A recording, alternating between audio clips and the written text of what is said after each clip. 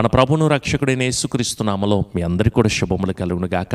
ప్రతిరోజు అనుదిన వాగ్దానం ద్వారా మీ అందరితో మాట్లాడడానికి ప్రభు చూపిన కృప, మీరు మాకు చెప్తున్న సాక్ష్యాలను బట్టి, మీరు మాతో మాట్లాడుతున్న ఫోన్ కాల్స్ను బట్టి నిజంగా ప్రభువుని ఎంతగానో స్తుతించే వారిగా ఉంటున్నాం. అయితే మీకు ఒక మంచి శుభవార్త తీసుకువచ్చాను.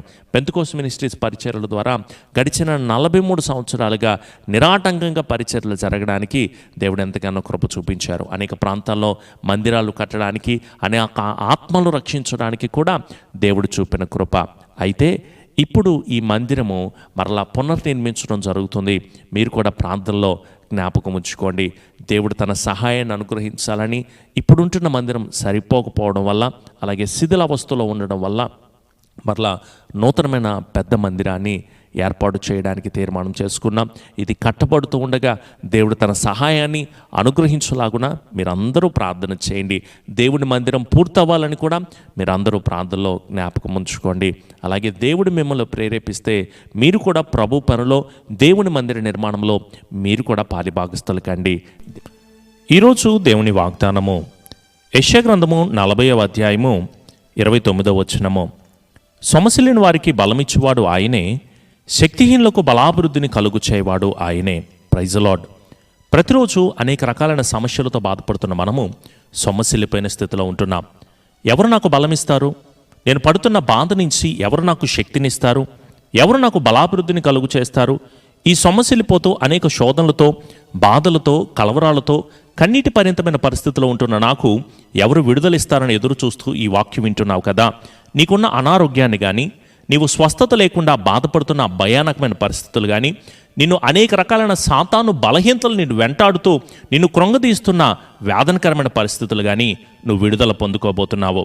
అప్పుల సమస్యలు, తీసుకున్న వారు డబ్బులు ఇవ్వక బాధపడుతున్న భయానకమైన పరిస్థితుల నుంచి దేవుడు త్వరలోనే నీ జీవితంలో అద్భుత కార్యాలను నువ్వు చూడబోతున్నావు. చాలామంది విడుదల లేక బాధపడుతూ ఉంటారు. నీ తాగుడు బానిసత్వంలో బందీలైపోయాం పాస్టర్ గారు, బయటికి రాలేకపోతున్నాం. నా భర్త, నా భార్య అక్రమ సంబంధాలకు బందీలైపోయారు. ఈ భయంకరమైన బెట్టింగ్స్ ద్వారా, డ్రగ్స్ ద్వారా నా కుటుంబం, నా పిల్లలు చాలా ఇబ్బందులను అనుభవిస్తున్నారు అని చెప్పుకుంటూ ఉంటున్నావు కదా. ఎవరు విడుదలిస్తారని ఎదురు చూస్తున్నావు? నీకున్న బాధలో నుంచి, నీవు ఈ సొమ్మసిల్లిపోయిన బ్రతుకులో నుంచి ఎవరు బలమిస్తానని ఎంతగానో ఆలోచన చేస్తూ ఈ వాక్యం వింటున్నావు కదా. దేవుడు నీతోనే మాట్లాడుతున్నారు. నీకున్న ప్రతి బాధ నుంచి, నీకున్న ప్రతి బలహీనత నుంచి, నీవు పడుతున్న ప్రతి కన్నీటి నుంచి, ప్రతి అవమానము నుంచి నీ దుఃఖము తప్పకుండా నాట్యమవుతుంది. నువ్వు విడుదల పొందుకోబోతున్నావు. నీకు ధైర్యం ఇచ్చేవారు ఎవరూ లేరని బాధపడుతున్నావు. కొడుకులు కానీ, అల్లుళ్ళు కానీ, కుమార్తెలు కానీ, కోడలు కానీ, భర్త, భార్య, బిడ్డలు, తల్లిదండ్రులు అందరూ ఉన్నారండి, కానీ ఉపయోగం లేదని చెప్పుకుంటూ ఉంటున్నావు. అనాథులుగా నేను బ్రతుకుతున్నాను అని మాట్లాడుతూ ఉంటున్నావు.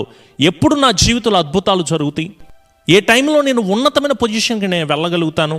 ఉద్యోగాలు లేవు పాస్టర్ గారు, వ్యాపారాల్లో అభివృద్ధి ఉండట్లేదు, వివాహాలు ఇంకెప్పుడు జరుగుతాయి, అప్పులు ఎప్పుడు తీరుతాయి, అనారోగ్య పరిస్థితుల నుంచి నేను ఎప్పుడు విడుదల పొందుకుంటాను, నా కుటుంబంలో స్వస్థత ఎప్పుడు కలుగుతుందని నువ్వెంతగానో ఎదురు చూస్తున్నావు కదా.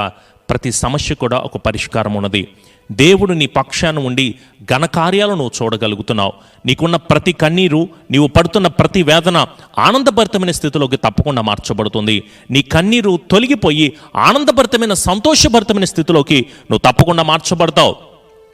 మాట్లాడుతున్నది నేను కాదు కదా, సర్వోన్నతుడైన దేవుడే నీకు ప్రార్థన ద్వారా మాట్లాడుతుంటే, వాక్యము ద్వారా మాట్లాడుతుంటే, స్తుతించడం ద్వారా, నీవు ఆయన గణపరచడం ద్వారా డైరెక్ట్గా నీతోనే మాట్లాడుతుంటే ఆయన మాటలు లెక్కలేని స్థితిలో ఉంటున్నావా?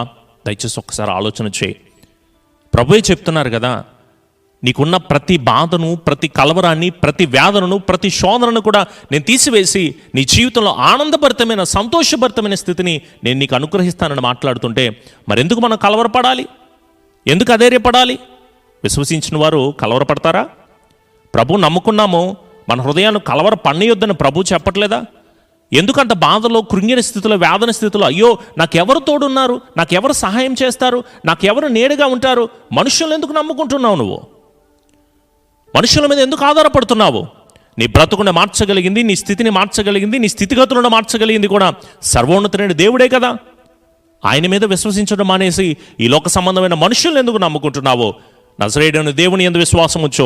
ఇప్పుడే ప్రార్థన చేయి, ఇప్పుడే ఆరాధన చేయి, ఇప్పుడే వాక్యం విను, ఇప్పుడే కన్నీటి ప్రార్థన చేయి, ఇప్పుడే ఉపవాస ప్రార్థన చేయి. నీ స్థితిగతులను మార్చగలిగిన దేవుణ్ణి నీ ఇంటిలోకి ఆహ్వానించుకోవడం కాదు, నీ హృదయంలోకి ఆహ్వానించుకున్న ప్రభువా నా స్థితిని మార్చవా, నా పరిస్థితిని మార్చవా, ఇప్పుడు దాకా నేను ఎన్నో వ్యాధులు పడుతున్నాను, నా బాధల నుంచి విడుదల కలిగించే నాదుడు లేక ఏడుస్తూ కృంగిన స్థితిలో బాధను అనుభవిస్తున్నానయ్యా, నాకు విడుదలను కలుగు చేయని నువ్వు అడగగలిగితే నీ బ్రతుకు తప్పకుండా మారుతుంది. నీ స్థితిగతులన్నీ మార్చబడి నువ్వే సంతోషభరితమైన సాక్ష్యాన్ని చెప్పగలుగుతావు. నా దేవుడు నా పట్ల గొప్ప కార్యాలు చేశాడు, ఘనమైన కార్యాలు చేశాడు. కానీ నువ్వెందుకు అడగలేకపోతున్నావంటే సాతాను నిన్ను ప్రార్థన చేయనివ్వట్లా. Simple thing. మీరు అడిగితే పొందుకుంటారా లేదా? మనం అడిగితే ఆశ్చర్య కార్యాలు పొందుకుంటామా లేదా? కానీ మనం అడగట్లేదు కదా. యేసయ్య ఏం చెప్పారు? నా పేరిట మీరు ఏం అడిగినా కూడా నేను తప్పకుండా నీకు అనుగ్రహిస్తానని చెప్పలేదా? యేసు నామంలో మీరు ఏం అడిగినా సరే పొందుకుంటారని ఆయన మాట్లాడలేదా?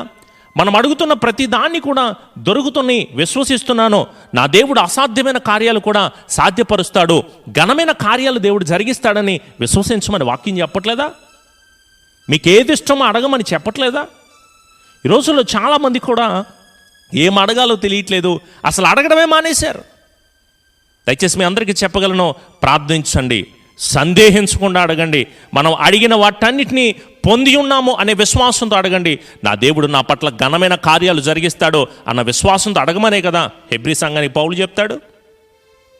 నేను ఏదైతే అడుగుతున్నానో దేవుడు నాకు దయచేస్తాడు, నేను ఆయన యొద్దకు వచ్చాను, ప్రభు నాకు ఇస్తాడు, నేను ఏదైతే అడుగుతున్నానో వాటిని తప్పకుండా దయచేస్తాడో అన్న విశ్వాసంతో మనం ప్రార్థన చేయొద్దా? మరి మీరు ప్రార్థన చేస్తున్నారు కానీ మీరు విశ్వాసం లేని వారిగా ఉంటున్నారు. అదే నా బాధ. ప్రభు నీతోనే మాట్లాడుతున్నారు, మరొకసారి సందేహించబాక. అసాధ్యమైన కార్యాలు సాధ్యపరచగలిగినది ప్రభు ఒక్కడే. నీ బ్రతుకును మార్చగలిగింది, నీ స్థితిగతులను మార్చగలిగింది, నీ దుఃఖమును నాట్యముగా మార్చగలిగింది, నీ కన్నీటి కష్టకాలం తొలగిపోయేలా చేయగలిగింది, నీ వేదనను ఆనందభరితంగా మార్చగలిగినది నజరేయుడైన దేవుడే. నీ పక్షాన ఆయన ఉన్నాడు. అలనాడు మోషే పక్షాన, దావీదు పక్షాన ఉండి ఎలా అయితే ముందుకు నడిపించాడో ఈరోజు నీ పక్షాన ఉండి కూడా దేవుడు ఘనకార్యాలు చేయబోతున్నాడు. నీ మనోనేత్రాలు వెలిగించబడాలి. నీవు గుడ్డిదానిగా ఉన్నావు, గుడ్డివాడిగా ఉన్నావు, నీ దేవుడు నీ పక్షాన ఉన్నాడు అనే ఆలోచన వదిలిపెట్టేసి మనుషులెవరూ నా పక్షాన లేరు, వాళ్ళు నాకు తోడలేరు, వీళ్ళు నాకు తోడలేరు, వాళ్ళు నాకు సహాయం చేయట్లేదు, వీళ్ళని తక్కువగా చూస్తున్నారు, నేను ఎందుకు చేయలేకపోతున్నామని మనుషుల మీద ఆధారపడి చూస్తావే. నీ పట్ల దేవునికి ఒక గొప్ప ప్రణాళిక ఉంది. నీ పట్ల దేవునికి ఘనమైన కార్యాలు చేయాలని ఆయన ఇష్టపడుతుంటే మనుషుల వైపు చూసి, మనుషుల సహాయం కొరకు చూసి ఎందుకు బాధపడతావు, ఎందుకు వేదన పడతావు? ఈ క్షణమే ప్రభు నీతో మాట్లాడుతున్నప్పుడు రా, ప్రభు దగ్గరికి చేరి నీ హృదయాన్ని దేవునికి అప్పగించుకో, దేవుణ్ణి జాగ్రత్తగా వెతుకు, దేవుని మీద ఆధారపడు, దేవుణ్ణి ఆశ్రయంగా చేసుకో. దేవా నీవే నాకు దిక్కని ఆయన అడగగలిగితే నువ్వే దేశంలో ఉన్నా, ఏ ప్రాంతంలో ఉన్నా, ఏ పరిస్థితుల్లో ఉన్నా నీకున్న దుఃఖదినము సమాప్తం అయిపోతుంది. ఆనందభరితంగా, సంతోషభరితంగా నాతోనే నువ్వు మాట్లాడుతావు. పాస్టర్ గారు, ఒకానొక రోజు ప్రభు నాతో మీ ద్వారా మాట్లాడింపచేశాడండి, అప్పుడెప్పుడో నేను బాధతో ఈ వాక్యం విన్నాను, కానీ ఈరోజు నాకు సంతోషాన్ని దేవుడు ఇచ్చాడని అనేక వందల సాక్ష్యాలు నేను విన్నాను. రాబోతున్న రోజుల్లో కూడా నువ్వు నాతో సాక్షిగా మాట్లాడగలుగుతావు, దేవుని ఎదుట సాక్షిగా నువ్వు ఉండగలుగుతావు. ప్రభు నీతో మాట్లాడుతున్నప్పుడు ఆ మాటను మరి నువ్వు తీసుకోగలుగుతున్నావా? ఆ మాటను నీ హృదయంలో అంగీకరించుకోగలుగుతున్నావా? ఈ క్షణమే నాతో పాటు కలిసి మీరందరూ ప్రార్థన చేయగలిగితే అక్కడే కళ్ళు మూసుకో, ప్రార్థన చేయి, వీలైతే మోకరించు. ప్రభువాత్మ మనకు తోడయ్యుండుగాక. కృపా సత్య సంపన్నుడా, మా గొప్ప దేవ, నీ సముఖంలో మరొక మారు మాతో మాట్లాడినందుకు వందనాలయ్యా. సొమ్మసిల్లిన వారికి బలమునిచ్చేది నేనేనని, శక్తిహీనులకు బలాభివృద్ధిని కలుగు చేసేది నేనే అని మీరు ఎంతగానో మాతో మాట్లాడినందుకు వందనాలు. నిజమేనయ్యా, మేము సొమ్మసిల్లిపోయిన స్థితిలో ఉంటున్నాం. దయచేసి మీ బలమునివ్వమని వేడుకుంటున్నామయ్యా. శక్తిహీనులకు బలాభివృద్ధిని కలుగు చేసేది మీరే అంటున్నారు కదా ప్రభువా. బలహీనులుగా ఉంటున్న మాకు బలాభివృద్ధిని మీరు కలుగు చేయండి, బలమునిచ్చి నీ శక్తి చేత మీరు నింపండి. అనేక మంది అవమానాలు, అవహేళనలు, నిందలు, అనేక రకాలైన మాటలు మాతో మాట్లాడుతూ ఉంటున్నప్పుడు బలమునివ్వమని వేడుకుంటున్నామయ్యా. శక్తిని మాకు కలుగు చేయండి, సహనాన్ని మాకు నేర్పించండి, ఓర్పును మాకు నేర్పించండి, ప్రేమించడం మాకు నేర్పించండి, క్షమించడం మాకు నేర్పించండి తండ్రి. దేవా, మేము ఎదురు చూస్తూ ఉండగా గొప్ప కార్యాలు, ఘన కార్యాలు, ఉన్నతమైన కార్యాలు మా అందరికీ కూడా మీరు కలుగు చేసి స్థిరపరిచి కృప చూపి ఆదరించి మేలుల చేత మమ్ములను, మా కుటుంబాలను మీరు నింపమని నజరేయుడైన యేసు నామములో అడుగుచున్నాము తండ్రి. ఆమెన్. మన తండ్రి అయిన దీవెన, కుమారుని యొక్క కృప, పరిశుద్ధాత్మ యొక్క అన్యోన్య సహవాసము సన్నిధి ఈ రోజంతా బిడ్డలకు తోడై ఉండి, మరొక వాగ్దానం వినే వరకు నీ బిడ్డలకు తోడై ఉండి బలమునిచ్చి సమృద్ధిని ప్రతి ఒక్కరికి కూడా కలుగు చేసి ఆశీర్వదించబడును గాక. ఆమెన్. యేసు రక్తమే జయం, సిలువ రక్తమే జయం. ప్రభు యేసు నామములో సంపూర్ణ చేయము అపవాదికులకు అనంత నాశనమును కలుగును గాక. ఆమెన్. అందరికీ హృదయపూర్వక వందనాలు. మీ ప్రార్థన అవసరాలు తెలియచేయాలనుకుంటే తప్పకుండా స్క్రీన్ మీద కనిపిస్తున్న నెంబర్కి మీ ప్రార్థన అవసరాలు తెలియచేయండి. ప్రభు మిమ్మల్ని దీవించునుగాక. అలాగే మందిర నిర్మాణం గురించి కూడా ప్రార్థన చేయండి. దేవుడు మిమ్మల్ని ప్రేరేపిస్తే దేవుని పరిచర్యకు సహకారులుగా ఉండండి.